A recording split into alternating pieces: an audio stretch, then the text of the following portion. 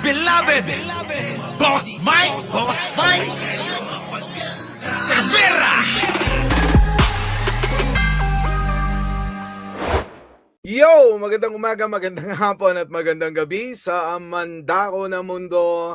Naroon kayo. Siyempre, magandang buhay na rin para sa ating lahat mga kababayan. Opo, nandito pa rin ako at nandiyan pa rin kayo sa Pilipinas. At sa mga nanonood na nasa ibang bansa, shoutout po sa inyong lahat. Nako, mga kababayan ko, tingnan nyo, nasa bus ako. Oo, sinisingit ko lang yung live natin para nang sa ganon, malagyan yung ating yung makapag-content tayo. Anyway, mga kababayan ko, bilisan lang natin ito. Grabe na ito, mga kababayan, ha? Saldi ko, mga kababayan, mukhang masisilo na ho, mga kababayan ko. Nako.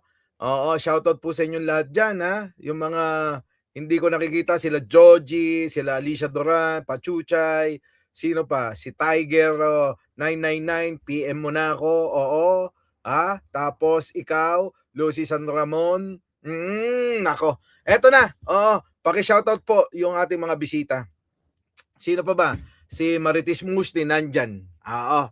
Ngayon mga kababayan ko, eto na nga. Nako, nagdidelikado na po. Oo, etong si Saldi ko ha. At talagang alam na ho, tukoy na kung saan naroroon. Pasok!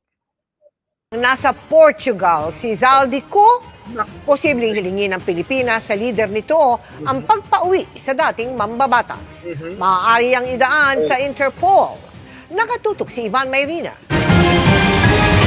Huwag mo akong pigilan sa mga Huling nakita ng publiko si dating Congressman at Appropriations Committee Chairman Zaldico na maglabas siya ng serye ng mga video noong Nobyembre kaugnay ng anomalya umano sa flood control projects. Pero kasi eto mga kababayan, hindi ako naniniwala ang kanyang video talaga yun no? Kasi kita nyo naman, no? Yung sinasabi natin na mag-live siya, hindi naman nag-live Parang biglang nung naghamon na nga yung taong bayan na kung totoo ka at hindi AI yan, mga video mong yan, mag-live ka. Hindi mo nag-live Ano po? Eto na, pasok! Mula noon, hindi na siya nagparamdam. Kahit meron Kita nyo, hindi na nagparamdam, di ba? Kasi natakot nung inyong hinahamon ng live. Ano po? ng warrant of arrest na inilabas sa kanya sa Sandigan Bayan para sa kasong graft at malversation kaugnay ng flood control project sa Oriental Mindoro. Alam nyo mga kababayan, etong tao na to dapat lumilitaw na to. Kung walang kang kasalanan, dapat magpakita ka dito sa Pilipinas. Di ba? Gayong sinasabi naman ng mga DDS na gumagana naman ang batas natin dito, gumagana naman ang korte, bakit hindi ka magpakita at lumitaw dito sa Pilipinas? Harapin mo lahat yung mga inaakusa sa'yo. Di ba? Sa pinakahuling impormasyon ng Department of Interior and Local Government, nasa bansang Portugal si Ko at pinaniniwalaang meron siyang Portuguese passport. Naku, grabe na mga kababayan ko. Ibig sabihin, sa dami ng pera, pwedeng gawin lahat kasi mga kababayan Di ba? Pati yung mga pasaporte na yan. Nagagawa talaga yan mga kababayan. Kapag ka marami ang pera mo. Ayon ngayon kay Secretary John Vic Remulla, nag-utos na raw si Pangulong Bongbong Marcos sa pag-aralan ng mga paraan para siya'y maibalik sa bansa sa lalong madaling panahon. Kita nyo mga kababayan ko, ang Pangulong Bongbong Marcos na mismo ang nagbibigay ng instruction para hulihin, dakpin itong si Saldico na nahaharap ngayon sa kaliwat kanang mga kaso. Through the Interpol, magre-request na kami ng repatriation ni Saldico kung nasa Portugal talaga siya. Pero hindi lang sa Interpol anya maaring idaan ang pagpapauwi kay Ko. There is the United Nations.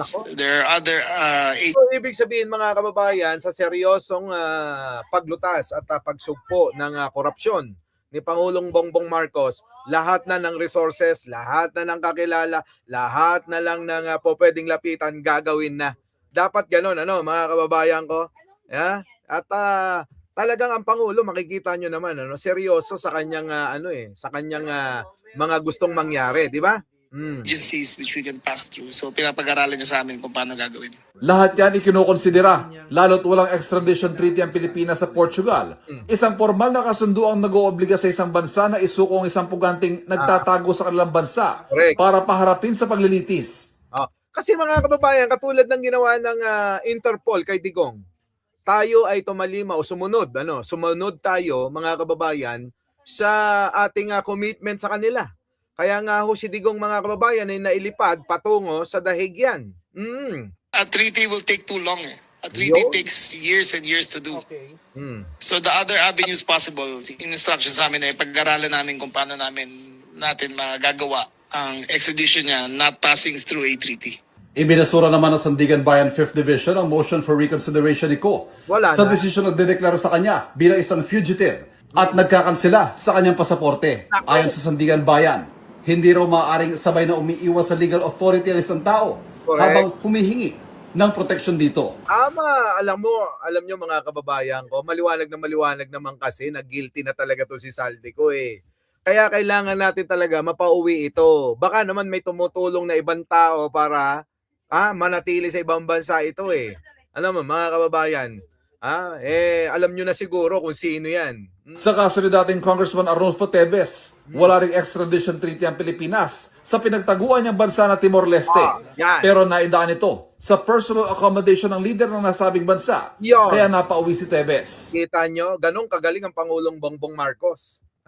Kahit na wala tayong treaty sa ibang bansa tulad ng dun sa Timor-Leste, di ba? Napauwi ho si Teves eh. Kung kaya kay Teves, kaya din kay Saldico yan, mga kababayan ko. Tama, mali. Kaya alam nyo, eto na si attorney. Attorney, hindi ka nga dito, dalawa nga tayo. Dito po ka dito. Sige, dito lang. Di ba? Attorney, Kaya masasabi ko dyan, kung gusto, may paraan. kung ayaw, Maraming dahilan. yun. Hindi yun. Bago na ngayon. Kapag ka gusto, may paraan. Kapag ka ayaw ni Martin yan. Talaga. Joke lang. Baka naman may mga challenges pa Ah. that they are going through. So, bigyan natin ng tinatawag na benefit of the doubt. Yun. So, pero hindi kailangan ganun katagal kasi medyo matagal-tagal na rin. Oo, kasi alam nyo, kapag ka matagal, parang nawawalan ng gana yung ilang natin mga kababayan at hindi na Paghintay. hindi makapaghintay. Di ba?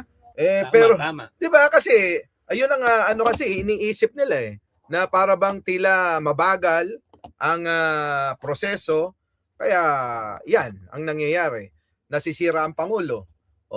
Di ba? Ngayon, Attorney, paano yan?